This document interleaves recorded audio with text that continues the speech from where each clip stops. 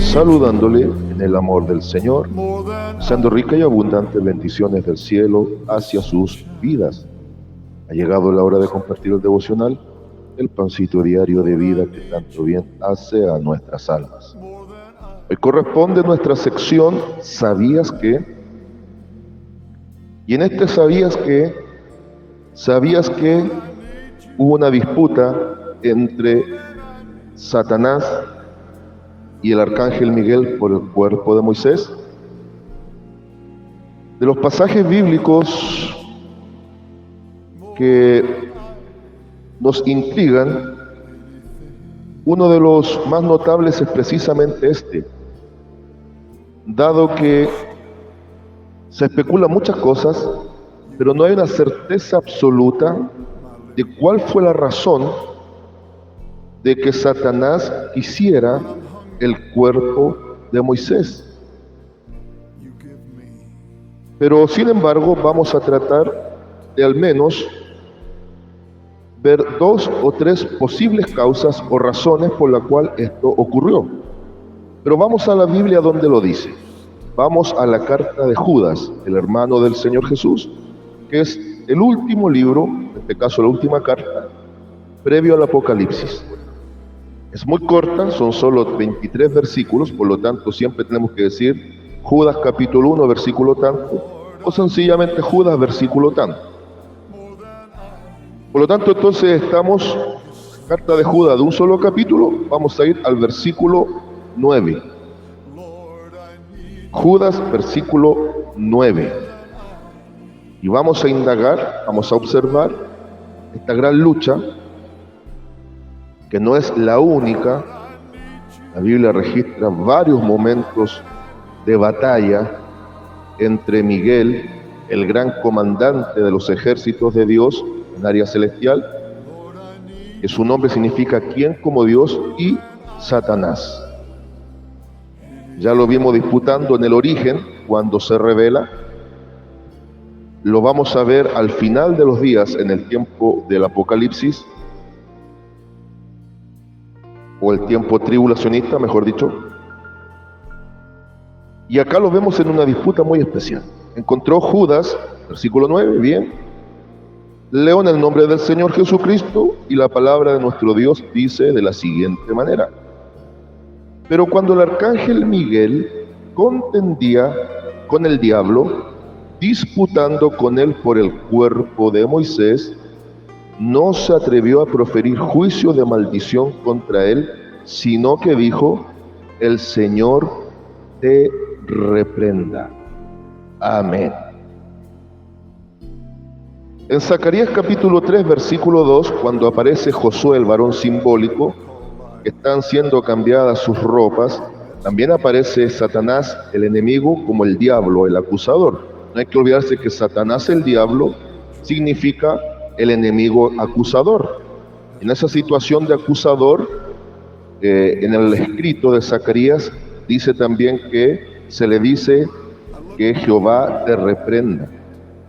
Aquí está la forma en la cual se reprende al diablo. Bien. Ahora, en este contexto, Judas está hablando de la falsa doctrina de los falsos maestros y está mostrando cuál es el resultado y el fin de ese camino y los que lo siguen. Pero cuando habla de estos farsantes, en el versículo 8 nos da el contexto, dice: no obstante, de la misma manera también estos soñadores mancillan la carne, rechazando la autoridad, y blasfeman de las potestades superiores. Una de las características que no tienen respeto a las autoridades superiores. Ahora, aquí hay algo bien elemental y al mismo tiempo bien clave. Por muy caído que esté Satanás, su origen fue celestial, como Luzbel, el lucero, uno de los más hermosos, por no decir el más hermoso de los querubines creado por Dios. Entonces, por muy caído que esté, por muy derribado que esté y por muy depravado que esté, está dentro del rango de las potestades superiores. Y si Miguel es el comandante por excelencia de los ejércitos de Dios, no profiere juicio de maldición con él, sino que le dice Jehová o el Señor te reprenda, ¿quiénes seríamos nosotros como iglesia para proferir cosas que la Biblia no autoriza? Este es un llamado de atención también y aprovecho de hacerlo para saber cómo tratar en la esfera de la lucha o guerra espiritual. ¿Qué sacaríamos con declarar la realidad de la naturaleza caída del diablo? Le voy a poner un ejemplo y que el Señor reprenda al diablo.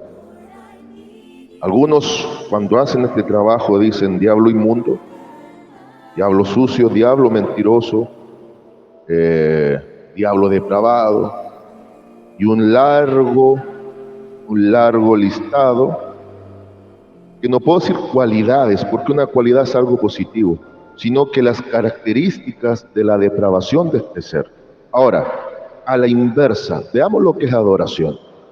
Si yo al Señor le digo que es santo, que es justo, que es perfecto, que es grande, que es altísimo, que es glorioso, que es maravilloso, que es perfecto, que es misericordioso, y un etcétera, etcétera, largo de virtudes, perfecciones, atributos y cualidades de Dios, ¿acaso al resaltar lo que Dios es en esencia y lo que manifiesta, no es una adoración? Y usted me tiene que decir amén, eso es adoración. A la inversa, si destaco las nefastas características o perversas características de este ser, dígame, ¿lo estoy reprendiendo o indirectamente adorando? ¿No se había puesto a pensar en eso? De tal manera que lo mejor es decir, el Señor te reprenda, porque Él es el que tiene toda autoridad, no nosotros. Nosotros tenemos una autoridad delegada, conferida, pero no propia. Bien, perfecto. Habiendo aclarado esto, ahora vamos acá. Y lo vamos a ver rápidamente.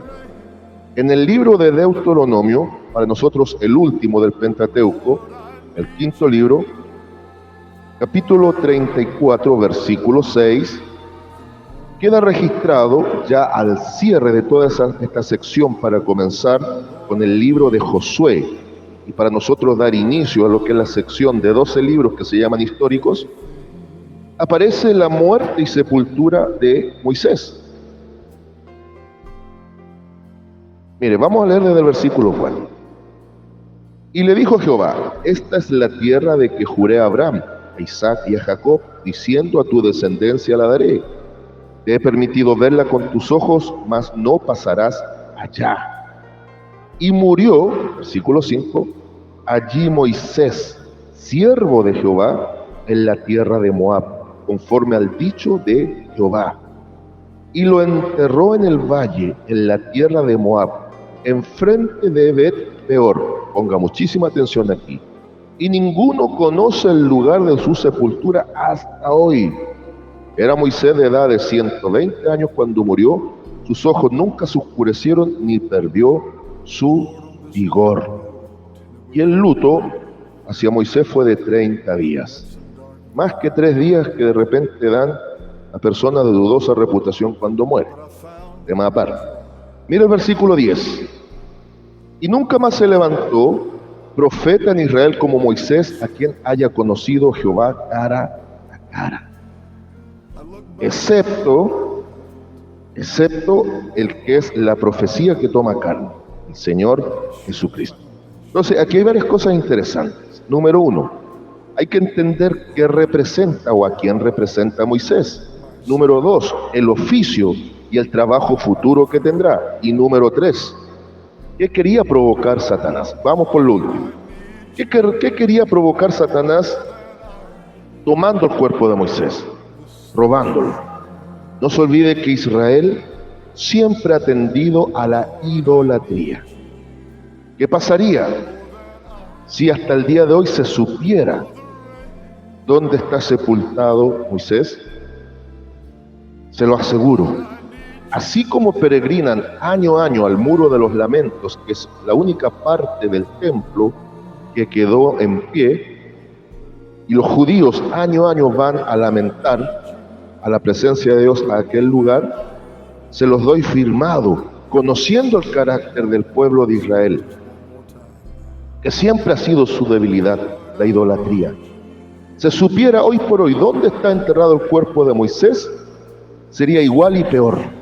La idolatría sería mucho más grande.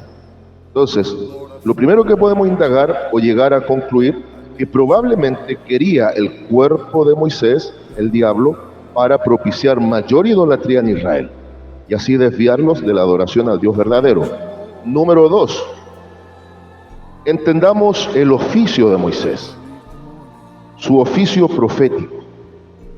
Es decir, espiritualmente Satanás quería pervertir la profecía. Pero aquí hay algo bien interesante. En San Mateo 17, por ejemplo, cuando Cristo se transfigura en el monte, frente a los más cercanos, Juan, Pedro y Jacobo, ¿quiénes se aparecieron conversando con Jesucristo? Moisés y Elías. ¿Qué conversaron? También podríamos especular.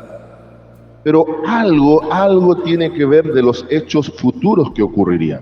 Para el maestro, la cruz. Hay eruditos bíblicos que dicen que le estuvieron fortaleciendo. Puede ser. Pero es llamativo que en Apocalipsis capítulo 11 aparece la idea y la imagen de dos testigos que profetizarán en el tiempo tribulacionista, principalmente para Israel. Y se cree que pueden ser, con el cual no hay duda, Elías, por las señales. Algunos dicen Enoc, y yo soy del grupo que me inclino por Moisés, dadas las señales que harán estos testigos. Por favor, hombres de carne y hueso, que la Biblia no se contradice, hombres de carne y hueso. El diablo va a levantar dos bestias y Dios va a levantar dos testigos. Y las bestias son hombres que dirigen sistemas. Uno, el sistema político económico mundial, llamado el anticristo. El otro, el sistema religioso, llamado y denominado el falso profeta. Los dos testigos que representan, y aquí donde llegamos al tercer punto, Moisés va a representar la ley y Elías los profetas. Entonces, el respaldo del Señor Jesucristo en la transfiguración y lo que trasciende al tiempo de la iglesia es que está respaldado por la ley y los profetas, apuntando a que Jesucristo es la revelación final. ¿Bien? Ahora, si por un lado el diablo quiso pervertir la profecía, que lo hizo tergiversando la escritura, también quiso cambiar los tiempos y la ley, y eso está escrito en Daniel. Entonces, quiso tomar el cuerpo de Moisés para evidenciar que él quiere pervertir la ley. Y no estoy hablando de ley civil, por favor, sino de la ley de Dios. Y de hecho, apoyado con las leyes civiles, está cambiando la ley de Dios. Hay que entender lo que ocurre en las esferas espirituales y su reflejo en la esfera natural.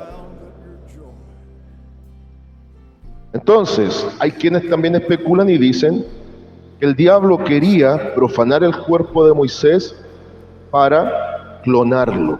Ahora, yo más allá no voy a indagar, porque eso ya sería mera especulación, sino lo que he querido presentar tiene trasfondo bíblico. Entonces, hagamos un pequeño resumen y concluyamos. Número uno.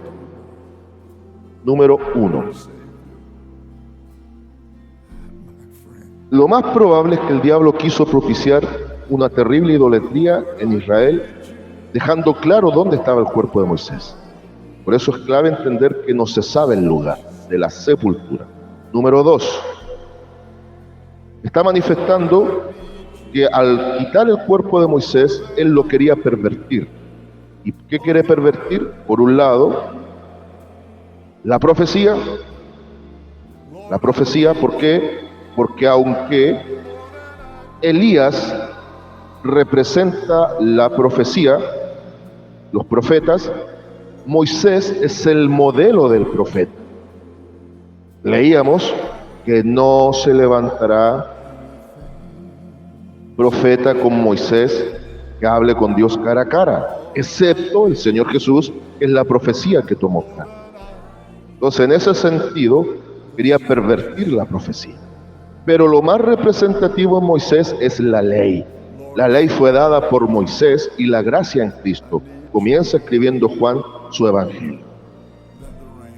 Entonces, aunque quizás nunca lleguemos a comprender a cabalidad por qué estuvo esta disputa sobre el cuerpo de Moisés entre Miguel, el gran arcángel, y el lucero caído, sí podemos llegar a entender en parte la importancia que tiene Moisés en las Escrituras. Saludos de paz, amor y bendición desde Longaví a cada uno de ustedes.